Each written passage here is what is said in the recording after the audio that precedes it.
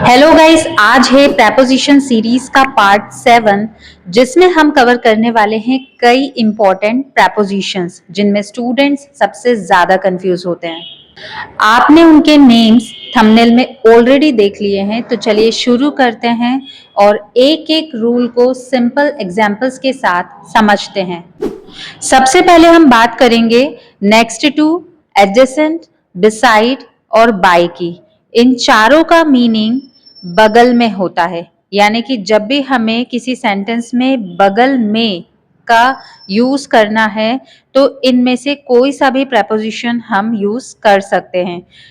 जैसे मैं रमन के बगल में खड़ा हूं, I am standing next to Raman, या फिर I am standing adjacent Raman, या फिर I am standing beside Raman, या फिर I am standing by Raman. चलिए कुछ और एग्जांपल्स भी देख लेते हैं। मम्मी प्रियांशी के बगल में बैठी है, mom is sitting next to Priyanshi. Vivek Sumit के बगल में बैठा है, Vivek is sitting adjacent Sumit. Preeti Kalpana के बगल में खड़ी है, Preeti is standing by Kalpana. Kavyansh Ayansh के बगल में खड़ा है, Kavyansh is standing beside Ayansh. Next है अहेड ऑफ और बिहाइंड। अहेड ऑफ का मतलब होता है आगे और बिहाइंड का मतलब होता है पीछे। जैसे क्लासरूम है जिसमें स्टूडेंट्स रोज में बैठे होते हैं, कोई स्टूडेंट आगे बैठा होता है, कोई पीछे, लेकिन दोनों बोर्ड की तरफ यानी एक ही डायरेक्शन में देख रहे होते हैं। यहाँ फेस टू फेस होना जरूरी नहीं होता। अहेड ऑफ का मतलब सिर्फ आगे होता है, फेस टू फेस बिल्कुल भी नहीं होता। तो जो स्टूडेंट्स आगे बैठा होगा उसके लिए हम यूज करेंगे अहेड ऑफ। जैसे रमन अविनाश के आगे बैठा है, Raman is sitting ahead of Avinash. और जो स्टूडेंट पीछे बैठा होगा उसके लिए हम यूज करेंगे बिहाइंड। जैसे अविनाश रमन के पीछे बैठा है, Avinash is sitting behind Raman. बस याद रखिए, अहेड ऑफ का मतलब आगे होता है और बिहाइंड का मतलब पीछे, इसलिए आप इनका यूज किसी भी सिचुएशन में कर सकते हैं, सिर्फ क्लासरूम में ही नहीं।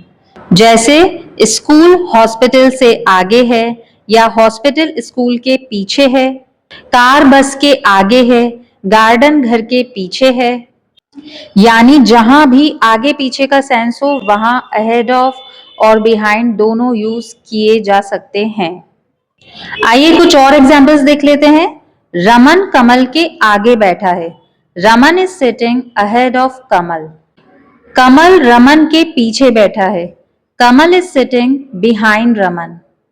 शिया माला के आगे बैठी है, Shiya is sitting ahead of Mala. Next है इन फ्रंट ऑफ और बिफोर। इन फ्रंट ऑफ और बिफोर दोनों का बेसिक मीनिंग सामने होता है, लेकिन इन फ्रंट ऑफ का मीनिंग होता है बिल्कुल फेस टू फेस। और डेली कॉन्वर्सेशन में सामने के लिए हम हमेशा इन फ्रंट ऑफ यूज करते हैं। बिफोर भी सामने का सेंस दे सकता है, पर बिफोर का यूज इंग्लिश में तब होता है जब सामने वाली पोजीशन में कोई अथॉरिटी या हायर पोजीशन या फॉर्मल पर्सन हो, जज हो, टीचर हो, किंग हो, गुरु हो। इन सब के सामने खड़े होने की situation normal face to face नहीं होती, उसमें फॉर्मेलिटी प्लस रिस्पेक्ट दोनों होता है। इसलिए बिफोर द जज का सेंस होता है अ फॉर्मल सिचुएशन जहां जज अथॉरिटी पोजीशन में है और व्यक्ति उनके सामने प्रेजेंट हो रहा है। इसलिए इंग्लिश ग्रामर में बिफोर का यूज अथॉरिटी या रिस्पेक्ट वाले केसेस में नॉर्मल माना जाता है। इसे याद रखने का आसान तरीका, इन फ्रंट ऑफ नॉर्मल या डेली या फेस टू फेस सिचुएशन में, और बिफोर का यूज फॉर्मल या रिस्पेक्टफुल या ऑर्डर वाली सिचुएशन में। चलिए इन फ्रंट ऑफ के कुछ एग्जांपल्स देख लेते हैं। मैं रमन के सामने खड़ा हूं, यानी कि हम फेस टू फेस खड़े हैं, नॉर्मल सिचुएशन, तो आई am standing in front of Raman. Teacher बच्चों के सामने बैठे हैं, यानी कि फेस टू फेस सिटिंग, तो the teacher is sitting in front of the students. हम ऑडियंस के सामने बैठे हैं, normal situation. We are sitting in front of the audience. ऐसे ही बिफोर के कुछ एग्जांपल्स देख लेते हैं। मैं टीचर के सामने खड़ा हूं। फॉर्मल, टीचर, अथॉरिटी है इसीलिए before. I am standing before the teacher. वह जज के सामने खड़ा है। जज के सामने फॉर्मल या रिस्पेक्टफुल टोन, तो he is standing before the जज। नेक्स्ट है right to, left to, immediate right to और इमीडिएट लेफ्ट टू। सबसे पहले हम बात करेंगे राइट टू और लेफ्ट टू की। राइट टू मतलब कि दाएं और, इसे हम टू द राइट ऑफ भी कह सकते हैं। एग्जाम्पल, मैं प्रीति के दाएं और खड़ी हूं। I am standing right to Preeti, या फिर I am standing to the right of Preeti. Left to का मतलब होता है बाएं और, इसे हम टू द लेफ्ट ऑफ भी कह सकते हैं। एग्जाम्पल देखिए, मैं प्रीति के बाएं और खड़ी हूं। I am standing left to Preeti, या फिर I am standing to the left of Preeti. अब हम बात करेंगे इमीडिएट राइट टू और इमीडिएट लेफ्ट टू की।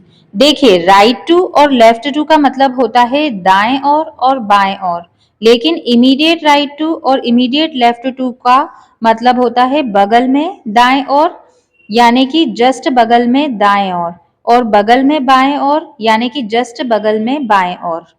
जैसे इमेजिन करो कि एक लाइन या रो में लोग खड़े हैं। जो व्यक्ति आपके जस्ट बगल में राइट साइड खड़ा है उसके लिए हम बोलेंगे इमीडिएट राइट टू, और जो व्यक्ति आपके जस्ट बगल में लेफ्ट साइड खड़ा है उसके लिए हम बोलेंगे इमीडिएट लेफ्ट टू। बस इसी को ही इमीडिएट राइट और इमीडिएट लेफ्ट कहते हैं। एग्जाम्पल्स देखिए, रमन कमल के बगल में दाएं और खड़ा है। Raman is standing immediate right to Kamal. Raman Kamal के बगल में बाएं और खड़ा है। Raman is standing immediate left to Kamal. चलिए इन सभी के कुछ और एग्जाम्पल्स भी देख लेते हैं। हम ऑडियंस के दाएं और हैं। We are to the right of audience. Shiya Mala के बगल में दाएं और बैठी है। Shiya is sitting immediate right to Mala. Vivek Sumit के बाएं तरफ बैठा है। Vivek is sitting left to Sumit. Kavyansh Ayansh के दाएं तरफ बैठा है। Kavyansh is sitting right to Ayansh.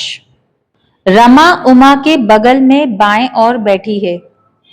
Rama is sitting immediate left to Uma. I hope कि ये सभी कॉन्सेप्ट्स आपको अच्छे से क्लियर हो गए होंगे। वीडियो पसंद आया हो तो एक लाइक जरूर कर देना, शेयर कर देना अपने दोस्तों के साथ। वीडियो से रिलेटेड कोई भी डाउट हो तो कमेंट में टाइप करके जरूर पूछिएगा। और अगर कॉन्सेप्ट क्लियर हो गया है तो इस सेंटेंस की इंग्लिश आप बताइए कमेंट सेक्शन में कमेंट करके। और सेंटेंस है आपका, मैं रमन के बाएं और बैठा हूं। मैं चेक करके बताऊंगी सही बनाया है या नहीं। और ऐसे और ग्रामर रूल्स को सीखने के लिए चैनल को सब्सक्राइब करना बिल्कुल ना भूलना। मिलते हैं नेक्स्ट वीडियो में जिसमें हम कवर करेंगे ये सारे प्रेपोजिशंस। तब तक के लिए keep learning and keep growing.